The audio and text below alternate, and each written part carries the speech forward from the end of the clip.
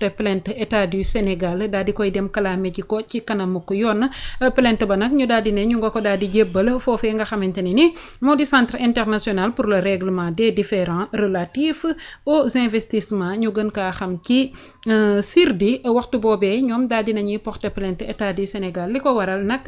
jamono jile am na benn coow lu doxoon seenu diggante ci atum 2024 mu ñeel ay redressement fiscal neek ñeel wàllum fisc ba ñu daal di demoon foofee nga xamante ne moom moo di ca diiwaanu ko Cour suprême tey nga daal di toog déggati li nga xamante ne ni moom moo di ab plainte bu Woodside mi nga xamante ne ni moom mooy daal di saytu lépp lu jëm ci wàllum gaz bi ak li nga xamante ne ni moom moo di pétrole bi su ma juumut ñuy yëngu ci wàllum énergie tey ay plainte daal di ciy jubaat lan moo war a mën a régler mbir mi. waaw bon Woodside effectivement c'est une société australienne. Société bu mag la nag boo xamante ne mi ngi nekk Australie am expérience bu yaatu ci lu jëm ci wàllu pétrole ak yu ni mel. donc champ kii bi boo xoolee champ pétrolier bi nga xamante ne mooy Sangomar moom moo ko nekk di exploiter donc moom fa 82% effectivement ci projet boobu 82%. léegi ce qui s'est passé mooy que ni à un certain moment xam nga annoncé nañ fii tout ce qui est en rapport avec renégociation de ces contrats muy lu difficile nag parce que contrat yi en réalité comme ni ma koy waxee très souvent rek Macky Sall c'est un géologue c'est quelqu'un qui connaît effectivement les mines et l'énergie codifié na contrat yi noo xamante ne lu jafe lay doon ci état du Sénégal pour ñu mën cee génn mais n'empêche que état du Sénégal mi ngi nekk di def kéem tolluwaay kattanam ngir ñu mën a waxtaanee waat contrat yi léegi nag ci noonu également ku ne dégg na fi problème yi ñu doon wax ci affaire exonération fiscale yi donc problème yooyu dégg nañ ko fii même le rapport 2019-2024 de la Cour des comptes wax na ci ne am na ñu baal ay impôts yu ñu baale à hauteur de plus lu ëpp 4500 milliards yoo xamante ni des fois sax ministre bi rek moo ko doon baale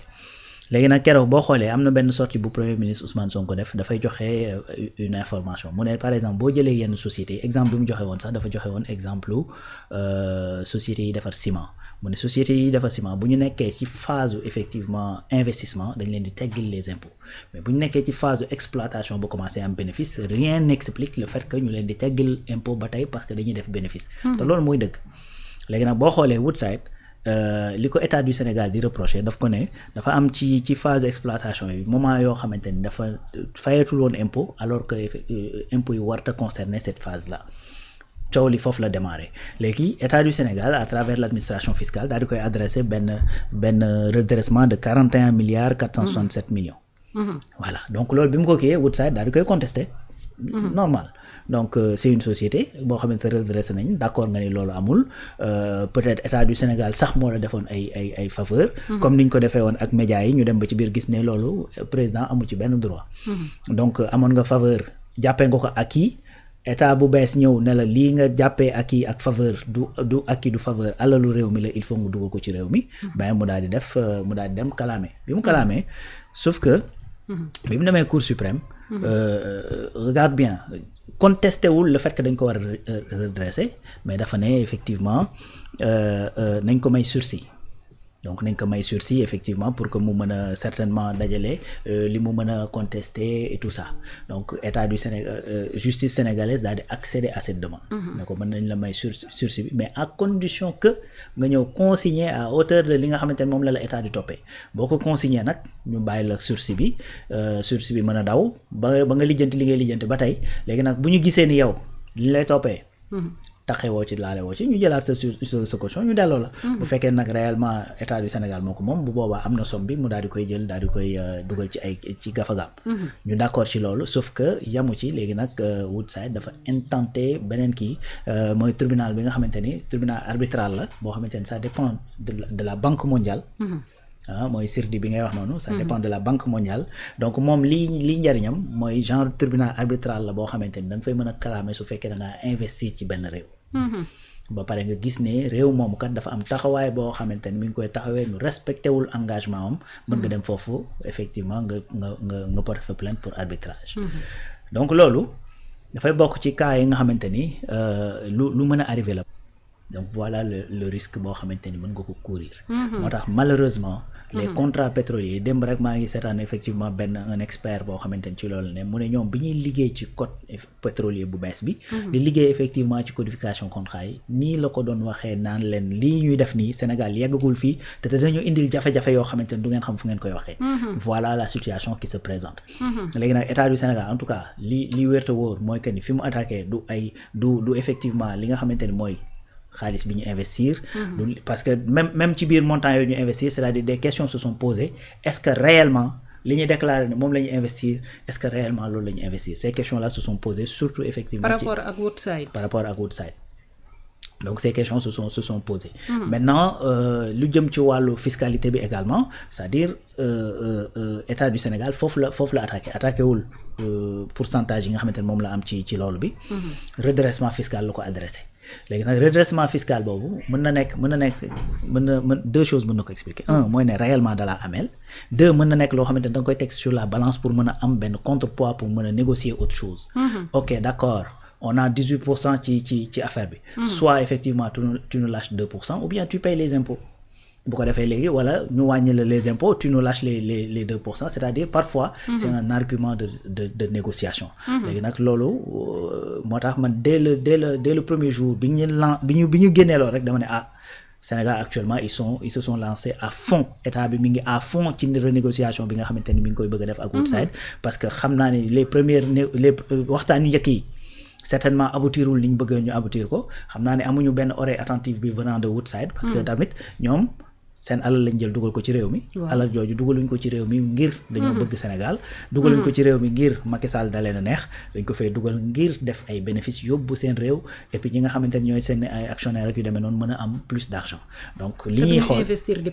du ñu investir di perte du tout donc loolu moo tax boo ñëwee tak bëgg am yenn avantages yoo xamante ne ay acquis yoo xamante ne da nga ko bëgg jëlee seen loxo forcément mën naa nekk loo xamante ne mën naa créer ay tensions léegi nag état bu ci nekk moom mooy loolu gis nga à un certain moment bi nga xamante ni Donald Trump ñëw na au pouvoir nan la def dafa bëggoon ñu sécuriser frontière Mexique ak États-Unis pour flux migratoire bi wàññeeku mu bëgg également Canada def la même chose pour flux migratoire bi wàññeeku xam nga nan la def taxe douanière la yokk xam nga tu me diras que ça n'a rien à voir entre migration clandestine ak taxe douanière mais bi mu ko yokkee xam nga lu ñu def dañ ne léegi ñële dañ ne dañuy def réciprocité mais comme xam nañ ni doole yi tollowul gars yi ne ko léegi amul problème léegi ce qu'on va faire frontières yi nga bëgg ñu sécuriser ko on va sécuriser dinañ envoyer plus de moyens et plus de militaires aux frontières comme ça gën a téye migrants yi léegi garaawul teggiwaatal les taxes douanières mu teggiwaat ko tout simplement tout bonnement Colombie da leen envoyé ay ressortissants colombiens def ci avion ñu ñëw ba Colombiens yi ne du fi atterrir nañ leen delloowaat États-Unis mu ne ok ñu delloowaat leen États-Unis qu'est-ce qu'il fait mu augmenter les taxes douanières augmenter ko de 50%. Colombie qu'est-ce qu'il fait seen avion présidentiel la ñu affrété dem États-Unis jëli nañ delloo woon ñoom ñoo leen dem jëli indiwaat leen Colombie donc ce qui veut dire que parfois tu peux mettre la pression sur quelqu'un en augmentant juste yenn affaires yoo xamante ni wala en lui réclamant des taxes yoo xamante ni fayu ko woon pour mën a grappiller autre chose ci moom d'où effectivement cette renégociation parce que renégociation moom foo ko dégg jàppal ni moom minimum waxtaan dana am waxtaan woowu nag mën naa nekk loo xamante ni parfois dafay nekk avec des tensions déggoo dafay am ñàkk déggoo voilà ñàkk déggoo dafay am parfois nag da ngeen di xëccoo ba à un certain moment kenn ku ci nekk bàyyi dara pour ngeen mën a daje voilà donc pour l'instant nag déggoo boobu amagul surtout concernant impôts yooyu ñuy wax donc on attendra de voir donc le CIRDI lan la ciy wax en attendant également que Woodside di dem di contester fii devant les juridictions sénégalaises.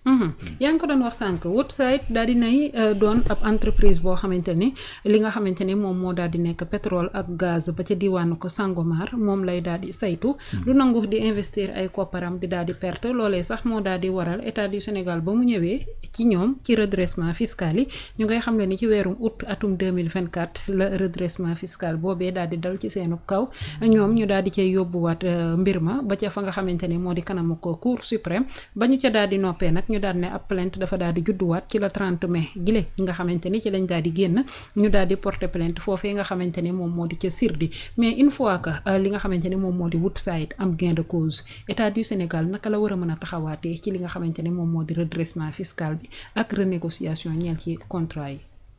waaw bon bu ñu amee dëgg ci moom état du Sénégal mënul lu def reculer ci loolu parce que tamit looloo sax tribunal arbitral nekk fi parce que en fait li nga jàpp mooy encore une fois comme je dis dafa am loo xamante ni mën na doon acquis parce que su fekkee état continuité la ndax doo ñëw Macky Sall bàyyi fi peut-être un contrat boo xamante ni si en bonne et due forme liñ ci war a def yëpp ñu def ko ci après nga ñëw yow bañ na ko ba neewuñu xam nga état du Sénégal su fekkoon lu muy foqati la du wax renégociation n'est-ce pas donc comme on a utilisé le terme renégociation ça veut dire que da ngay waxtaan ak ki nga ko seqal parce que am na ci yoo xamante ni nag yow mënoo ci dara ndax sa prédécesseur moo ko fi bàyyi donc li ñu mën a def rek mooy que ni soit changer effectivement les règles yi nga xamante ni ñooy régir ce domaine là sinon à défaut mooy à partir du moment où yow ñëw nga li nga xamante ni moom moo warloog yow sa contrat bi stipulé ko ben nga mën a contenté wu de ça c'est tout voilà donc waxtaan la en tout cas je me dis que ni c'est un bon atout c'est un bon argument que le Sénégal a mis sur la table léegi nag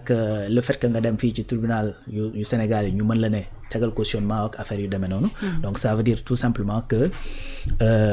quelque part état du Sénégal n'a pas vraiment tort xam nga donc on attendra de voir une fois que ñu pare ak CEDRI qu'est-ce que ça va donner mais je pense que c'est un bon argument d'autant plus bon entre autres certainement état du Sénégal dina dégager d'autres arguments yoo xamante ni dina ko teg devant Woodside parce que am na également yeneen champs yoo xamante ni war nañu explorer fii ci réew mi tout ça mën na peser sur la balance lii dafay gën a firndeel Alaaji Rawane le fait que ñu naan li nga xamante ne moom moo di société étranger yi nga xamante ni dañuy ñëw implanté wu ici au Sénégal